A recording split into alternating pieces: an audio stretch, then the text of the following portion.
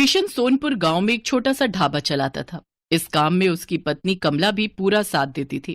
कमला और किशन दोनों मिलकर सुबह से शाम तक अपने ढाबे पर काम करते और जो पैसे बचते उनसे अगले दिन का सामान खरीदते और बाकी से घर का गुजारा करते। ऐसे ही दिन बीत रहे थे। गर्मियां आने वाली थी।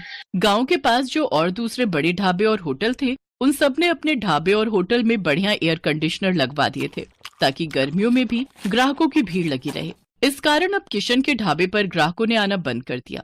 अब ज्यादातर ग्राहक दूसरे ढाबों में ही जाकर खाना खाने लगे। इस कारण किशन की आमदनी बिल्कुल ना के बराबर हो गई। कमला, अब तो ढाबे पर ग्राहकों की भीड़ लगनी बंद हो गई है। एक भी ग्राहक रोटी खाने के लिए नहीं आता। सबको इसी ढाबों में खाने की आदत हो गई है।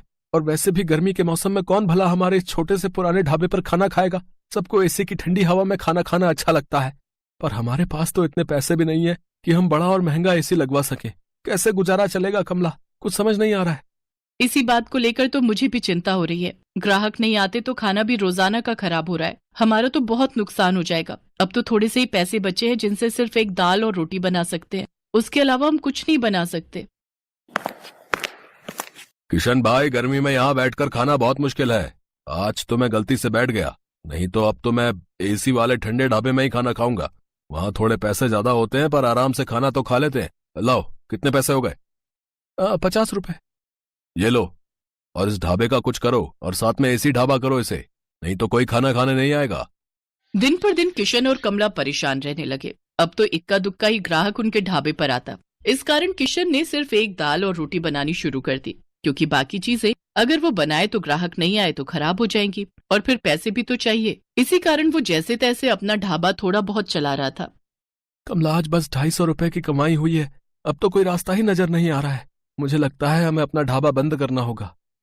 किशन के ढाबे के सामने एक बहुत बड़ा ढाबा था। वहाँ ग्राहकों की भीड़ लगी रहती थी, क्योंकि इस साल ही वहाँ के मालिक रघु ने बहुत ही बढ़िया मरम्मत करवाकर ढाबे में एसी लगवा दिया था। क्या बात है किशन, आज भी तेरे ढाबे पर कोई नहीं आया? एक काम कर, ढाबे पर ताला लगा दे। अब तेरा ढाबा नहीं चलने वाला। इतनी भारी गर्मी में एसी के बिना कोई खाना खाने नहीं आएगा, और तेरे पास इतने पैसे नहीं है कि तू मेरी तरह इतना महंगा एसी लगवा सके।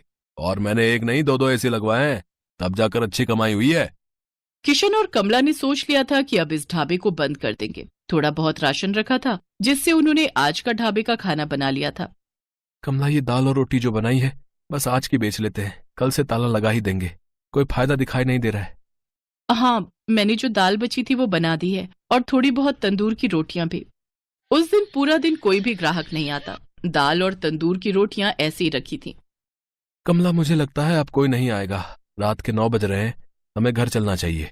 सामने रघु के ढाबे पर भीड़ लगी हुई है, तो भला यहाँ कौन आएगा? तभी किशन देखता है सामने रघु के ढाबे पर एक बहुत ही जरूरतमंद आदमी अपनी गर्भवती पत्नी के साथ कुछ मदद मांग रहा है। भैया, मेरी मदद करो। मेरी पत्नी की तबीयत बहुत खराब है। हम पर कुछ गुंडों ने हमला कर दिया। हमारी गाड़ी, मोबाइल, पर्स, कैश, जेवर सब लूट कर ले गए। हम शहर जा रहे थे, हमें नहीं पता कि इस रास्ते पर बदमाश हमें लूट लेंगे। ओ भाई, ये कोई खैराती धर्मशाला नहीं है जो तुम्हें मुफ्त में यहाँ रोक लूं।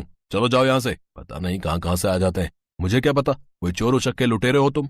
आजकल किसी का कोई भरोसा नहीं है। ओए छोटू, इन्हें बाहर भेज और ढाबे का शटर गिरा दे। मैं घर जा रहा हूँ। ऐसा ना कहो, मेरी पत्नी की तबीयत सचमुच बहुत खराब है।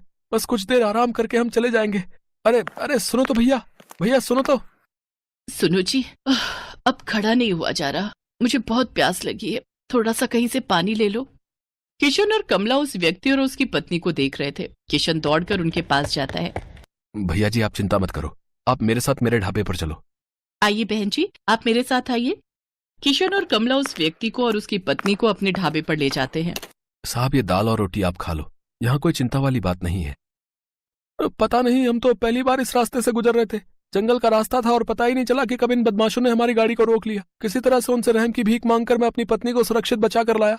मुझे धन दौलत की कोई कमी नहीं है। बस मैं तो कुछ देर आराम करने के लिए वहां सामने के ढाबे से मदद मांग रहा था, पर उन्होंने तो मेरी बात पूरी सुने बिना ही मुझे मना कर दिया। मैं अगर आज कुछ देर वहां रुकता तो अगले दिन अपने नौकर के हाथ पैसे भिजवा देता। तुम बहुत भले हो, तुमने भी तो बिना जाने पहचाने आज हमारी मदद कर दी। अच्छा, तो तुम ये ढाबा चलाते हो? साहब, चलाता तो हूँ, पर आज मेरा इस ढाबे पर आखिरी दिन था। मैं इस ढाबे को बंद कर रहा था। शायद आपकी किस्मत में आज मेरे ढाबे की रोटी खाना लिखा था। किशन अपना सारा दुख उस व्यक्ति को बताता है। चिंता मत करो भाई, अब तुम्हें इस ढाबे को बंद नहीं करना पड़ेगा। मेरा नाम वीरेंद्र सिंह है, मैं शहर का जाना माना व्यापारी हूँ। मेरे पास भगवान का दिया सब कुछ है, बस एक औलाद की कमी थी, वो भी भगवान ने हमारी झोली में खुशियां देकर पूरी कर दी। आज मेरी पत्नी की तुमने बहुत मदद की है, अब उसकी तबीयत में भी सुधार है और हम पति पत्नी सुरक्षित घर पहुंच जाएंगे। इससे बड़ी और क्या बात होगी। सुषमा, अब तुम्हें कैसा लग रहा है? मैं बिल्कुल ठीक हूँ जी। कमला ने मेरी बहुत देखभाल की है, अब मुझे बिल्कुल ठीक लग रहा है। अब मैं सफर कर सकती हूँ। किशन, तुम चिंता मत करो, मैं कुछ दिनों में तुम्हारे पास आता हूँ। तुम्हारे इस ढाबे को एसी ढाबा बनाने की जिम्मेदारी मेरी है। किशन और कमला की खुशी का ठिकाना नहीं था। उन्होंने किसी मजबूर की सहायता की तो भगवान ने उनकी सहायता की। कुछ दिनों बाद जब वीरेंद्र सिंह लौटता है तो उसके हाथ में एक मिठाई का डिब्बा था। उसकी पत्नी के बेटा हुआ था। बेटा होने की खुशी जानकर कमला और किशन भी बहुत खुश होते हैं। वीरेंद्र सिंह अपने खर्चे से किशन और कमला को एक बहुत ही बढ़िया और बड़ा एसी ढाबा बना कर देता है, जो फुली एयर कंडीशनर था। किशन का ढाबा किसी बड़े 5 स्टार होटल से कम नहीं था। अब तो ग्राहकों की भीड़ उस ढाबे पर आने लगी। ढाबा देखने में बहुत सुंदर था। किशन ने गांव के और भी मजबूर लोगों को अपने ढाबे में नौकरी दी। किशन का ढाबा दिन के साथ साथ रात में भी खुला रहता था, ताकि हाईवे से आने जाने वाले लोगों को किसी भी बात की परेशानी न हो। गरीबों के लिए उस ढाबे पर मुफ्त खाना था।